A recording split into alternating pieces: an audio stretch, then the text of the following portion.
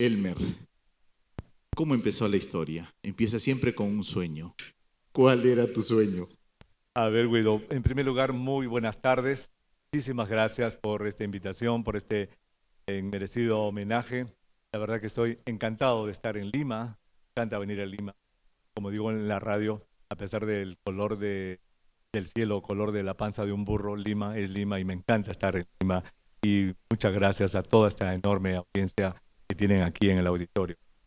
¿Cómo empezó todo esto? A ver, lo que vamos a conversar, sobre todo para los muchachos también, pero en realidad porque yo ya era mayor incluso cuando decidí tomar la decisión que voy a contar en un momento, Guido, es que en primer lugar no hay que tener miedo a soñar, hay que soñar bien alto, lo más alto que se pueda, como un profesor mío decía, si yo sueño bien alto tratando de llegar al sol, si me caigo, pues no importa, me caeré entre las estrellas. ¿Ah? Siempre es bueno soñar alto, número uno. Y lo segundo quizás es una lección de vida que les voy a contar en un momento, tiene que ver con que no hay que tener miedo, Guido, a cambiar. Si en el camino tú te das cuenta que tu corazón te lleva para hacia algo diferente, pues no tengas miedo y no tengas miedo de cambiar. ¿Cómo empezó todo esto? Pues todo esto empezó aquí en Lima. Quizás empezó en el hospital de neoplasia. Yo soy médico, me gradué en San Marcos en el año 1980 y después de graduado, un tío mío, muy querido, le dio cáncer cuando yo estaba haciendo mi internado de medicina. Y entonces yo lo vi prácticamente en un año ponerse muy mal, muy enfermo, y ya siendo un interno de medicina, decidí seguir la cancerología, precisamente porque yo decía, esta enfermedad hay que controlarla de una manera diferente. El año 1980 yo ingresé al hospital de neoplásicas y empecé en la especialidad que se llama de oncología médica. Es decir, la especialidad mía era dar medicamentos de quimioterapia. ¿Ah? Estoy seguro que nuestra audiencia conoce, el cáncer se trata de tres grandes maneras. O con cirugía, hay que operar, ese es el cirujano oncólogo, o con máquinas de radioterapia, ese es el doctor de radioterapia que usa máquinas de rayos X, o el médico oncólogo, que ese era yo, que daba medicamentos, ¿verdad?, para el cáncer. Así que yo terminé mis 5 años allí en el hospital de neoplásicas y me fue muy bien. La verdad es que me fue muy bien porque me encantaba hacerlo. Ayudar a la gente, darles tratamientos del cáncer, hacerlos operar cuando iban con sus tumores. Me encantaba ese trabajo. El año 85 terminé y empecé a trabajar en la práctica privada. Me empezó a ir muy bien. Me contrataron de mi propio hospital para que sea un médico de plásticas. Es decir, mi mamá vivía en esa época. Y mi mamá, cuando se enteró que me habían contratado en el hospital, me dijo, hijo, y ahora para adelante lo único que te queda ya es envejecer.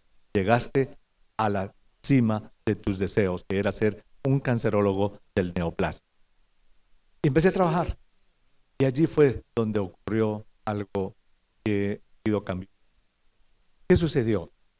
Que empecé a conversar con pacientes que iban al neoplásicas, pero que eran pacientes nuevos, que recién llegaban al hospital de provincias o de acá mismo de Lima, se aparecían en el hospital.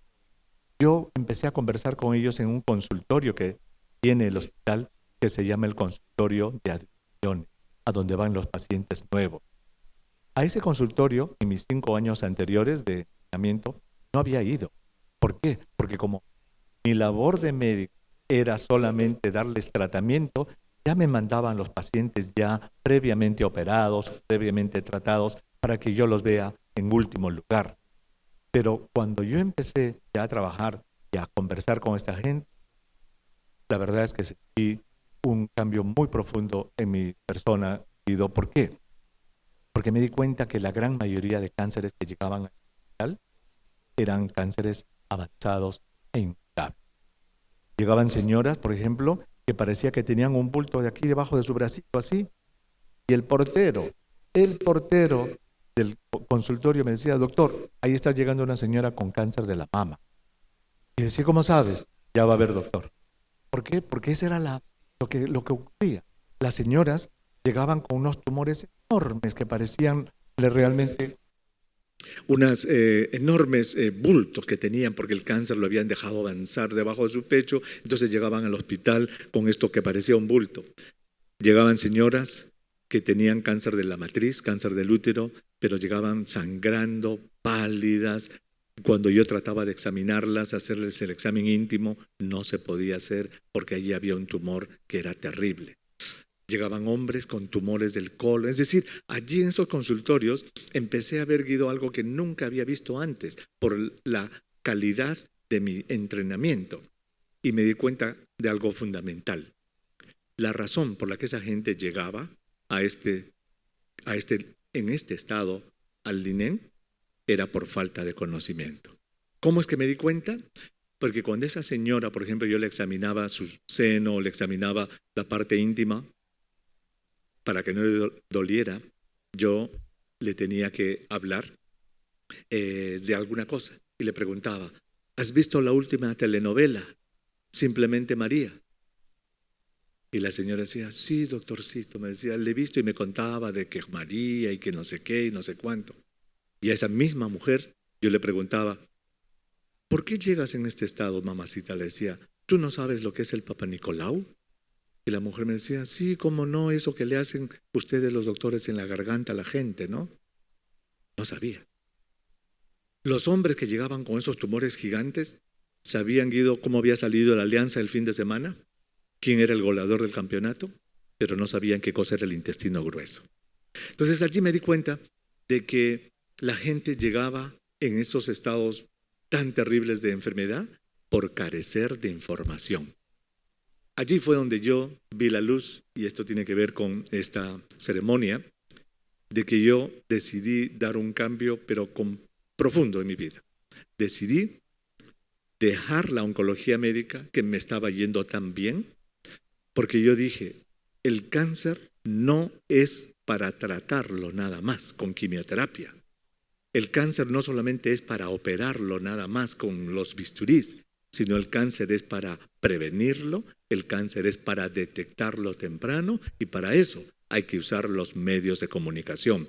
¿Por qué? Porque esta gente sabía del fútbol, de la vida de Michael Jackson y Madonna y de las telenovelas por los medios de comunicación. Y así fue que, respondiendo a tu pregunta, ¿cómo empezó? Empezó con esas observaciones que hice entre 1986-87, de que la gente llegaba a tener cáncer incurable por falta de conocimiento básico. Qué interesante. Quienes trabajamos en emprendimiento y quienes trabajamos innovación, hablamos de algo, te voy a contar. Es la empatía con el cliente. Y lo primero que el doctor Huerta aquí nos comenta es que él hizo empatía con el paciente, que era su cliente. Cuando tú entiendes a tu cliente, te pones en su lugar, conoces su necesidad, comienzas a entender y él te da el camino. A ti te dieron el camino, te dijeron por aquí está, y así empieza tu historia. ¿Qué viene? ¿Qué viene después? Exactamente. Lo que vino después quizá fue lo más difícil, en realidad. Ya yo ya seguía trabajando, seguía viendo a mis pacientes de quimioterapia, seguía viendo a esos pacientes avanzados, pero ya en mi corazón ya se había producido un cambio. Ya mi visión del cáncer, ya mi emprendimiento, llámalo así, me indicaba que había otra avenida. Era una avenida, y esto quizás es importante, sobre todo para los muchachos, que en pleno año 1987-88, que era la época en la que yo estoy contando que esto sucedía, Guido, en esa época, no se hablaba de prevención. No había prevención, era una cosa completamente nueva y desconocida. Entonces, cuando yo empecé a hablar de prevención, de que el cáncer hay que prevenirlo, hay que detectarlo, que hay que educar a la gente, empecé a encontrar muchísima resistencia, incluso entre mis propios colegas. Ni qué hablar de mi mamá, que me había dicho que ya yo había llegado a la cima de mi educación y que ya tenía que envejecer nada más, cuando a mi mamá le comuniqué, y esa fue la decisión, Guido, de que, número 1, iba a dejar la oncología médica. Número 2, iba a buscar entrenamiento y educación en prevención del cáncer. Y como en esa época, el año 87, en el mundo solo había un sitio que daba ese tipo de entrenamiento, que quedaba en Estados Unidos, le dije a mi mamá que me iba a los Estados Unidos. mi familia, mis colegas me dijeron, tú estás loco. Tú estás loco. Tú eres un cancerólogo. Tanto te ha costado, como mi mamá hablaba así, te has quemado las pestañas estudiando, has conseguido lo máximo y quieres dejarlo todo por una cosa que ni tus colegas saben lo que es prevención. Tú estás loco, hijo. Pero, y ese es el mensaje para los jóvenes, yo sabía que en el fondo de mi corazón y en razonamiento, yo sabía que esa luz de la prevención, de la detección, era una luz lógica, porque el cáncer se podía prevenir, se podía detectar. Lo que pasa es que la comunidad no estaba al tanto. Y yo estaba convencido de que si yo empezaba a hacer programas para estas personas, la gente iba a responder. Eso era lo único que yo sabía en mi mente. Y así fue. El año 87 me fui a Estados Unidos. Tuve que repetir, Guido, absolutamente todos mis estudios, no los de medicina, sino los de residencia médica, y volví a hacer allá esos entrenamientos terribles de levantarme en la madrugada, y cuando me levantaban a las 3 y media de la mañana en las emergencias para ver pacientes, yo decía, Dios mío, ¿para qué he venido? ¿Qué necesidad tengo yo de repetir todo esto? Y yo a mí mismo me respondía, es porque tengo un sueño. Y yo he venido aquí a este país para realizar ese sueño.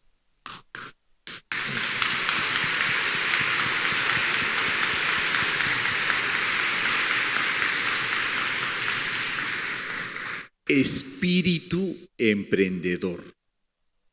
Mira el nombre, qué nombre más bonito. Espíritu emprendedor. ¿Qué es espíritu? Es fuerza. Cuando nosotros asistimos a la iglesia, a nuestra confesión, pedimos espíritu, pedimos fuerza. Y el emprendimiento necesita espíritu, necesita fuerza. Y tú lo has tenido y has logrado. ¿Qué has logrado? Y quizás como ejemplo, otra anécdota para los muchachos, para las personas aquí, quizás como ejemplo de eso que tú mencionas de espíritu y fuerza. Mira lo que sucedió. Yo era cancerólogo. Yo sabía cómo tratar a los pacientes con cáncer. Entonces, cuando llegué a Estados Unidos y tuve que repetir lo que te contaba, mi especialidad de medicina interna, trabajaba como médico residente de medicina y me tocaba ver a pacientes que estaban con cáncer. Y como yo sabía tratarlos, el jefe de cancerología del hospital, era un hospital muy grande que yo trabajaba, me dijo, doctor Huerta, quiero conversar con usted. Caramba, ¿qué habré hecho? No, uno siempre piensa. Me dijo, yo lo he estado observando a usted. Y yo, como jefe de cancerología, me he dado cuenta que usted sabe tratar a los pacientes con cáncer y he revisado su currículum y yo sé que usted es cancerólogo. Entonces quiero proponerle algo. Yo quiero que terminando estos 3 años, porque el próximo año acababa, mi tercer año, yo lo voy a recomendar a usted para que vaya a estudiar cancerología, oncología médica, al mismo sitio al que fui yo. Usted se ha dado cuenta que esta clínica necesita un médico, yo necesito un socio. Usted le gusta cómo ve a los pacientes, yo le ofrezco que usted vaya, que estudie oncología médica por 2 años y que regrese aquí como socio mío. Es decir, me estaba ofreciendo el camino, digamos, otra vez a la oncología médica, pero con seguridad y con todo, ¿no? Entonces yo le dije, doctor, si yo hubiera querido hacer oncología médica, yo no hubiera salido de mi patria. Yo lo que quiero hacer, para lo que he venido acá, es hacer prevención y detección del cáncer y control del cáncer. El doctor se puso bien rojo, bien colorado, me dijo, doctor Huerta, yo le estoy ofreciendo a usted un futuro y usted quiere ir a algo que ni siquiera existe. Yo no conozco ningún doctor especialista en prevención del cáncer. Usted va a ser el primero. ¿En qué va a trabajar? Para eso no hay trabajo. No sé, le dije, pero yo quiero hacer eso. Entonces, esas son las cosas que quizás a los muchachos, sobre todo Guido, quiero inculcarles, ¿no? Que no tengan miedo de cambiar, no tengan miedo de soñar, no tengan miedo. Obviamente, tengan un plan, porque yo tenía mi plan, que era, terminado ese año, postular a ese lugar para hacer la carrera de prevención. Yo lo tenía claro, pero en el camino no había que dejarse convencer, Guido, por lo que uno, digamos, los cantos de sirena que te ofrecían, renunciar a tus principios para regresar a lo de antes. ¿Y qué es lo que hemos conseguido, me preguntas tú? Hoy día en la mañana hice una entrevista muy linda en RPP y mi amigo Armando Canchanya me hizo una pregunta bien interesante. Me dijo Armando, doctor Huerta, me dijo, el emprendimiento generalmente se mide en términos empresariales y cuando algo se mide en términos empresariales lo estamos midiendo en sucursales o en construcciones y en éxito económico. Lo suyo no se ve. Usted no tiene clínica, usted no tiene una red de clínicas, o sea, el emprendimiento suyo es diferente. Y eso es algo que también quiero que nuestro auditorio pueda quizás entender mi punto de vista acerca de esto. El emprendimiento mío tiene como objetivo final el cambio en el conocimiento, en la actitud y en la práctica de la gente que escucha o mira los programas o lee los artículos que yo escribo. Cuando yo voy, por ejemplo, en Washington, al estadio, porque soy fanático del fútbol y voy a ver a mi equipo allí, y la gente me reconoce y me dicen, doctor Huerta, entonces yo los saludo, pero fíjate lo que me dicen, el Papa Nicolau. O sigo caminando y otro dice, doctor Huerta, sí, hola, dejen el cigarrillo. Allí está, Guido, el objetivo de mi emprendimiento. Es decir, no es el doctor, es el mensaje que yo durante estos 30 años he tratado de darle al público, lo que ha llegado.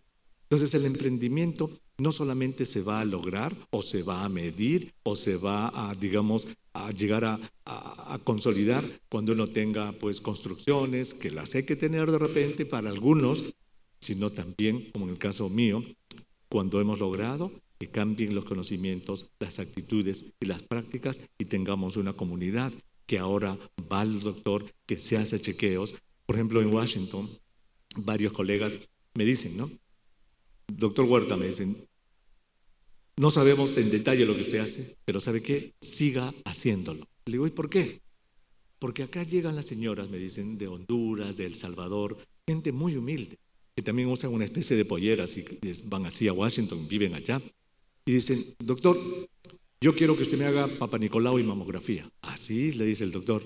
¿Y de dónde ha sacado eso, señora? Porque yo escucho a un doctor en la radio, el doctor Huerta, que dice que todas las mujeres deben hacer esto y yo quiero hacérmelo hoy día.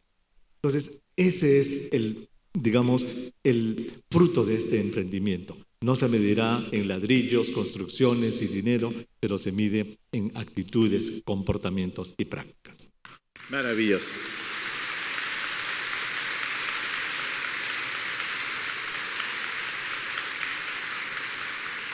Emprender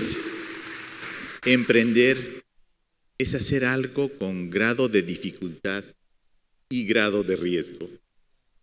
Y claro, hay varias clases de emprendimientos, por supuesto, los que hemos estado acostumbrados a conocer. De hecho, en el programa que tengo, y tú siempre me das pase, me he seguido, ¿qué tenemos ahora en Ventana Económica?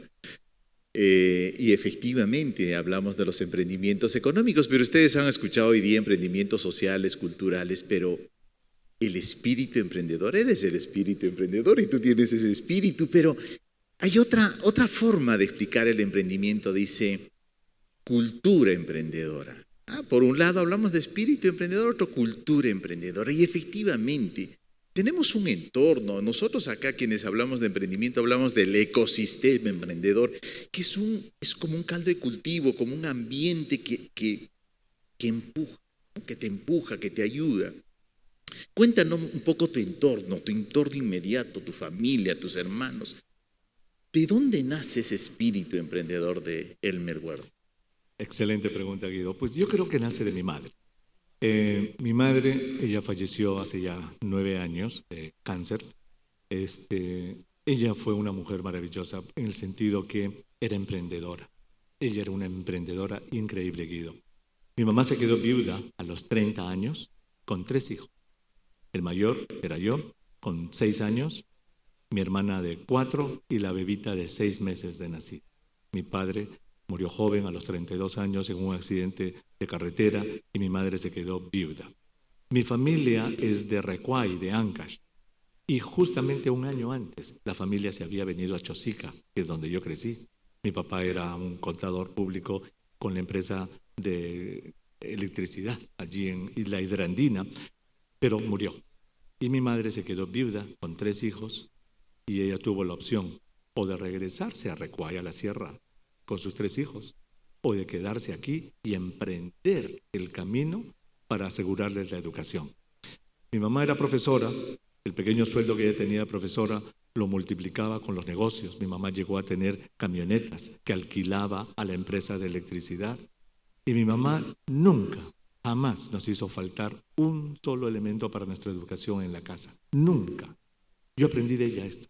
Ella siempre decía, hijo, ¿que a dónde estás mirando? ¿A dónde estás viendo? Pues una madre sola que crece con 3 chicos que después se vuelven adolescentes fue muy duro para ella, pero yo aprendí de ella que en la vida hay que tener un plan, que en la vida hay que saber respetar a las personas, que en la vida hay que saber reconocer a tu familia y querer a tu familia, y en la vida hay que saber tener buenas amistades. Así siempre decía ella. Tú tienes que tener siempre buenas amistades, amistades que te vayan a dar la mano cuando tú estés mal, o amistades que te pidan tu ayuda cuando ellos estén mal y tú los retribuyas. Y en este camino del emprendedurismo, o lo que yo he hecho por lo menos, he tenido muchos amigos y muchas amigas de los medios de comunicación, mucha gente que me ha ayudado. Mi familia, en primer lugar, pues mi madre entendió, ¿verdad? Entendió que yo me fui a Estados Unidos y me alentó al final. Me dijo, hijo, lo que tú quieras. Ella no vivió quizás para el momento más importante de mi carrera allá en Estados Unidos, el 2007, cuando fui presidente de la Sociedad Americana del Cáncer. Ella falleció el año anterior, pero ella sabía que yo iba a ser presidente. Y me dijo, hijo, te fuiste y lo has logrado. Y eso a mí, aquí en mi casa en Lima, me pone muy contento. Ella lo reconoció al final. Me dijo, tú supiste ver algo que nadie lo había visto. Y por eso yo estoy muy orgullosa de ti.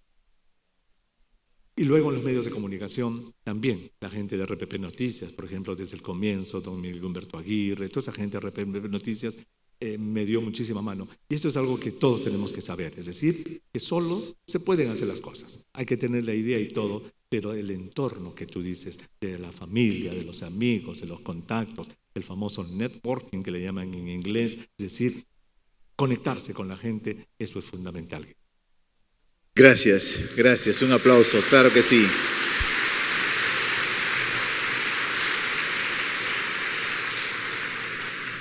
Todos tenemos una historia, los emprendedores tenemos una historia, son testimonios. Yo tengo el privilegio, y te lo digo así, tengo el privilegio que sábado a sábado también en la radio, en Historias de Emprendedores, vienen unos y otros y cuentan, y todas son historias valiosas, valiosísimas. Sin embargo, les pido y te pido a ti también, a veces alguno de nosotros todavía duda, piensa, se pregunta si podré hacerlo. ¿Qué puedes decirnos, Elmer? Es cierto, eso viene muchísimo, pero cuando uno tiene el norte, lo tiene claro, ¿verdad? Yo creo que eso ayuda muchísimo, ¿verdad? En Estados Unidos a mí me ayudó muchísimo que yo tenía un norte, yo tenía una idea, sabía de que la prevención hacía sentido, que la detección precoz existía, que era cuestión de comunicarle al público, de educar. Es decir, yo tenía todas esas cosas que sabía que existían. Entonces, eso me dio muchísima fuerza.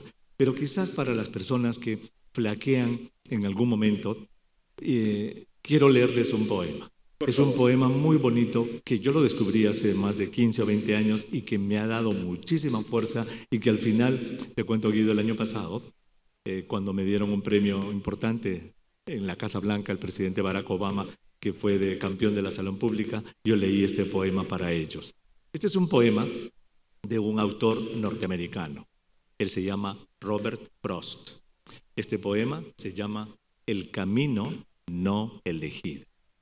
Escuchen. 2 caminos se bifurcaban en un bosque amarillo, y apenado por no poder tomar los 2, siendo un viajero solo, largo tiempo estuve de pie, mirando uno de ellos tan lejos como pude, hasta donde se perdía en la espesura. Entonces tomé el otro, imparcialmente, y habiendo tenido quizás la elección acertada, pues era tupido y requería uso, aunque en cuanto a lo que vi allí, hubiera elegido cualquiera de los 2. Y ambos, esa mañana, y hacían igualmente. O había guardado aquel primero para otro día, aún sabiendo el modo en que las cosas siguen adelante. Dudé si debía haber regresado sobre mis pasos. Debo estar diciendo esto con un suspiro de aquí a la eternidad. 2 caminos se bifurcaban en un bosque y yo tomé el menos transitado y eso hizo toda la diferencia.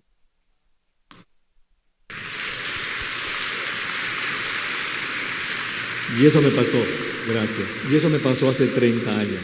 Hace 30 años cuando yo empecé a ver esto de la detección, la educación del público, ese era el camino menos transitado, el que nadie quería tomar. Y fíjate cómo a través de los años me demostré, como dice el poema, de que por haber tomado ese camino menos transitado, ese fue el correcto. Y eso es lo que las personas tienen que saber. Nuestro auditorio hoy día, que no tengan miedo a seguir a su corazón. Eso es lo más importante. Seguir a nuestro corazón. Le caso a tu corazón. La intuición. ¿Qué te parece compartir alguna pregunta que nos hacen llegar? Mira, Gerson Pérez, estoy con la tecnología también. Gerson Pérez me dice, te pregunta, ¿es difícil lograr el éxito en otro país? Yo creo que es difícil lograr el éxito en cualquier lugar. En cualquier lugar. Obviamente, por eso existe la famosa frase, no, nadie es profeta en su tierra, porque a veces en la propia tierra es un poco más difícil. Pero depende de lo que uno haga. En el caso mío, tuve que vencer muchas barreras, ¿verdad? Primero, para ir a estudiar a Estados Unidos hay que tomar unos exámenes muy fuertes que los logré pasar. El idioma inglés, Guido, es muy difícil porque parece fácil, pero en realidad hay que dominarlo. Y la parte cultural, esto también tiene que ver con esto del emprendimiento. Tú sabes que cuando yo llegué a Estados Unidos hace casi 30 años, Guido, y fui como peruano. ¿Te acuerdas? Y los peruanos, ¿cómo somos? Dice, ¿puedes hacer esto? Claro, no te preocupes, yo te lo hago. ¿Cuándo me lo das? No te preocupes, yo te paso la voz, hermano, tranquilo. Confía. Ok. Entonces, la primera vez que me daban tareas en el hospital, me decían, doctor Huerta, quisiéramos que usted escriba, por favor, este estudio. Ok. ¿Cuándo nos lo puede entregar? Le decía, tranquilo, yo lo puedo hacer de aquí la próxima semana. Y me miraban, ¿cómo que la próxima? Sí, la próxima semana. Doctor, ¿cuándo lo va a entregar? Le estoy diciendo, la próxima semana. No, doctor, denos el día y la hora. Porque así es. Y así debe ser. Y así debe ser. Así debe ser. Eso de que los peruanos decimos, no, hermano, no te preocupes, hermanito, yo te lo arreglo, confía más, ya Dios proveerá. No, tiene que ser con día, tiene que ser con hora, y eso es parte del plan de vida. Perfecto, oye, muchas gracias. Un aplauso para... Una pregunta más. Esta vez es de Vanessa Herrera. Dice, ¿qué consideras que nos falta a los peruanos para emprender más? Eso quizá tenga que ver con un poco con lo anterior. ¿Saben? Yo diría la disciplina, uno, y el otro, algo muy importante, respeto al otro. Eso también lo he aprendido allá en Estados Unidos. Respeto a la otra persona. Y ese respeto se manifiesta de diversas maneras, desde un simple saludo en la calle, desde dar el paso a otras personas, desde el manejar ordenadamente, desde el no tocar la bocina innecesariamente. Respeto, Guido. Ese respeto es fundamental porque para mí el éxito de esa sociedad norteamericana es que hay respeto de una persona a otra a nivel general. Y entonces yo creo que eso es lo que nos falta. Tener es una disciplina de trabajo, número uno, y número dos, evitar el informalismo. El informalismo nos está matando en el Perú. Hoy día, por ejemplo, en RPP Noticias, mientras hacía mi programa en la mañana, sale este despacho, ¿verdad? El reportero Carlos Villarreal estaba entrevistando a esta señorita, que es cosmetrista, creo. Correcto. ¿Verdad? Que a su amiga le hizo una liposucción y se murió la amiga. Entonces le entrevistan a esta chica y esta chica dice, ay, pero yo quiero decirles de que es mentira lo que ustedes, medios de comunicación, están diciendo. Ustedes están inventando que yo le he abandonado a mi amiga. Yo no le he abandonado. Pero le decían, ¿usted qué es lo que hizo? Ah, bueno, yo no soy médico, pero como ella me pedía que yo le haga esto, pues entonces yo se lo hice. Ella sabía que yo no era doctora, pero ella quiso que yo le haga. Oiga, ese es el ejemplo máximo que he escuchado en los últimos meses de lo que es informalismo.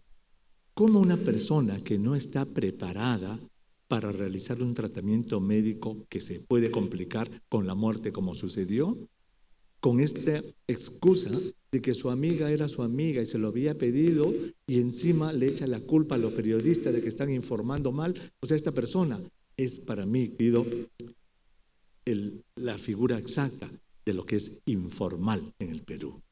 Y eso tenemos que evitar. Tenemos que ser formales en todas las cosas que emprendamos, respetando a los demás como queremos que los demás nos respeten a nosotros. Yo creo que el día que nuestro Perú llegue a ese estado de respeto y de formalismo, no vamos a tener límite, porque los peruanos somos súper trabajadores, somos emprendedores, tenemos muchísima visión de futuro, pero lo que nos destruye, Guido, es el informalismo y esa falta de disciplina. Elmer, muchas gracias, un aplauso, claro que sí, claro que sí. Elmer, muchas gracias por este testimonio, por esta historia de vida, por esta historia emprendedora. Ha sido una gran lección para nosotros. Yo mismo he seguido aprendiendo, nos conocemos ya hace un tiempo, pero gracias por ese testimonio. Y quiero pedirles a todos ustedes que lo despidamos a Elmer con un fuertísimo aplauso, nuestro agradecimiento y nuestro reconocimiento a su trayectoria. Gracias amigos. Elmer.